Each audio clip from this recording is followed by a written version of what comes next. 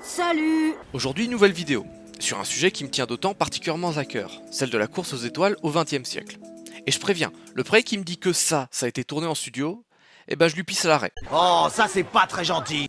Ah ouais, j'en ai rien à foutre, les gens qui spéculent sur ce genre de faits, genre la Terre est plate ou des conneries comme ça, bah je trouve qu'ils ont juste leur place avec ceux qui pensent que le masque ne sert à rien. Putain d'égoïste de merde! Alors mettez vos masques et laissez-moi faire ma vidéo.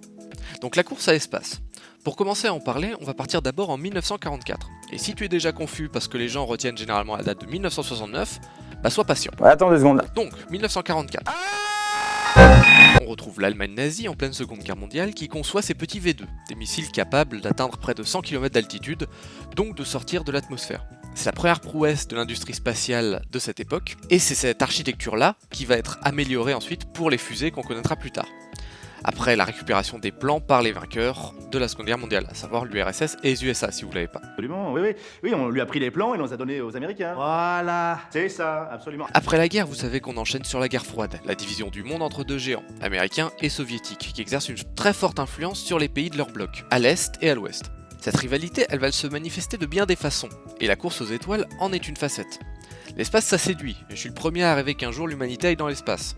Et à ce moment-là, les deux géants du monde portent leur intérêt sur la Lune, astre symbolique et relativement facile d'accès. Non, parce que bien sûr, c'est chaud d'y aller, mais en même temps, ça reste plus proche que Mars, hein. Salut! Donc en attendant qu'Elon Musk fasse des vaisseaux à la Mass Effect pour nous emmener là-bas, on décide d'employer la méthode de la fusée qui fait ses preuves avec le V2. Ce sont les soviétiques qui posent la première pierre de la conquête spatiale en envoyant leur premier satellite, Sputnik, le 4 octobre 1957 en orbite stable autour de la Terre. Sputnik qui veut littéralement dire satellite au passage. C'est aussi simpliste que si j'appelais la tour Eiffel grosse tour en acier. Pas mal, non? C'est français. Mais ça fait le café. Un mois plus tard, ils envoient le premier être vivant en orbite, Laika, une chienne errante trouvée dans les rues de Moscou. La pauvre bête aura tenu 7 heures après le décollage avant de mourir à cause du stress et d'un dérèglement de température dans la sonde. Pauvre Dogo, repose en paix. Les Américains, un peu à la ramasse, commencent à envoyer des satellites, qui ne sont pas incroyablement importants dans la course à l'espace, donc rip à vous.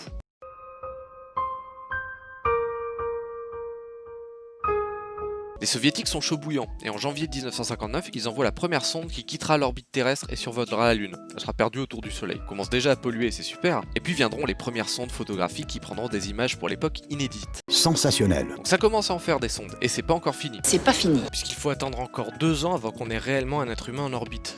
Soit le 12 avril 1961, où Yuri Gagarin porte ses couilles et devient le premier homme à orbiter la planète bleue.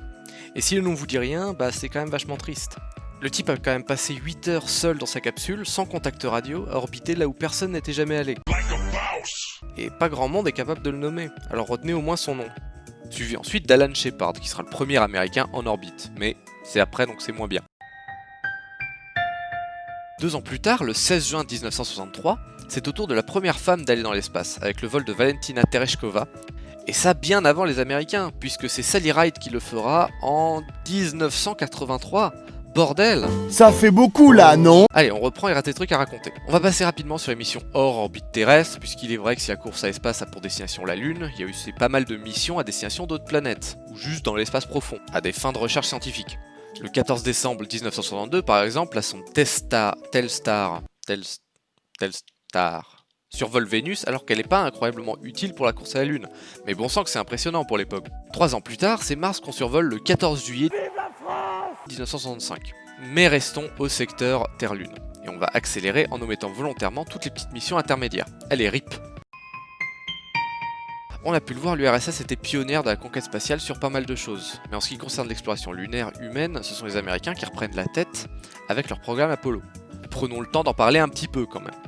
Donc le programme Apollo, nommé d'après Apollon, le dieu grec des arts, de la musique, de la beauté masculine, de la poésie, des lumières et je sais pas quoi d'autre, parce qu'il y a quand même vachement de trucs, est la réponse directe à l'envoi en orbite des premiers soviétiques dans l'espace du président Kennedy, qui par son discours « We choose to go to the moon » We choose to go to the moon.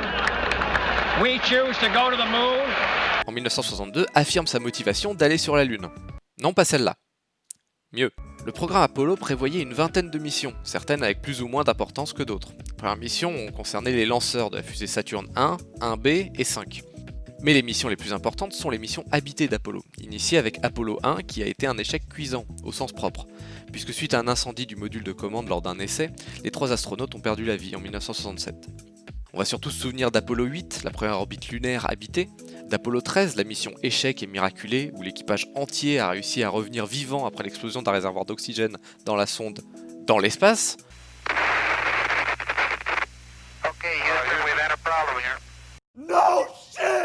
Donc la rendant complètement incontrôlable. Mais surtout, c'est Apollo 11 qu'on retient, le premier à l'unissage, et surtout pas le dernier, parce qu'on a tendance à l'oublier, mais ils y sont retournés sur la Lune, les Amerlocs, et pas mal de fois. Apollo 11 est donc propulsé comme les autres missions lunaires grâce à la colossale Saturn V, Ça, c'est ma bite après 3 mois de xanogène et de Nitro XL. qui est disponible en Lego d'ailleurs. Et vlan. Saturn V qui reste encore la plus puissante fusée jamais construite, et incroyablement coûteuse putain, presque 1,23 milliard de dollars. J'ai peine à y croire. Actuellement c'est la fusée Starship qui est amenée à dépasser Saturn V, enfin un jour peut-être. That's a lot of damage! Bon, revenons à nos moutons. La suite vous la connaissez, 3 astronautes, Neil Armstrong, Buzz Aldrin et Michael Collins, big up à ce gars d'ailleurs qui a passé 28 heures en orbite seul autour de la Lune alors que ses deux comparses y gambadaient sur le sol lunaire. Le 20 juillet 1969, les premiers hommes, Armstrong et Aldrin, foulent le sol lunaire. Et ça c'est beau. Alors beaucoup considèrent par cette prouesse que les États-Unis ont alors gagné la course à l'espace pour s'être posés sur la Lune en premier. Bon, la question reste à débattre parce que les soviétiques étaient pas mal pionniers avant ça, mais les missions Apollo sont des succès, et ça c'est vrai. Ce sont des succès technologiques et scientifiques d'une part, mais aussi culturels, puisque rayonne dans le monde entier la nouvelle de l'alunissage. Et Dieu sait que les Américains sont balèzes en communication. Tout est filmé, notamment les passages adressés au public. Durant la mission Apollo 14, on a par exemple Alan Shepard qui joue au golf, normal, sur la Lune. Ou alors durant Apollo 15, il y a David Scott qui démontre les effets de l'absence d'atmosphère en montrant la vitesse de chute d'un marteau et d'une plume face caméra. What's heavier, a kilogram of steel or a kilogram of feathers? Adressé donc aux spectateurs. Bref, ça fait partie du soft power américain, le rayonnement culturel mondial qui est un des enjeux de la guerre froide, on le rappelle. Et d'ailleurs, autre exemple du fait que la course à l'espace ait eu une grosse influence sur cette guerre, c'est aussi que ça a eu un certain coût. Les historiens estiment que c'est également le coût faramineux de la course à l'espace qui a foutu la merde chez les soviétiques, et qui les a entraînés dans une sacrée crise économique qui mènera ensuite à la fin de la guerre froide. Alors la course à l'espace ne s'arrête pas là, mais l'alunissage est réellement l'événement qui marquera les esprits. On pourrait aussi parler des petites missions isolées, comme les sondes soviétiques Mars 2 et Mars 3, qui ont atterri donc sur Mars, ou de Pioneer, la sonde qui envoie les premiers nudes spatiaux. C'est honteux! Et puis après la guerre, les missions sont enchaînées, au point maintenant de laisser coopérer les organismes spatiaux américains et russes, pour l'ISS par exemple, encore aujourd'hui. Je pourrais m'étaler des heures sur le sujet, mais ça serait vraiment plus une chaîne d'histoire dans ce cas. Non, donc restons-en là pour le moment. Allez, au revoir.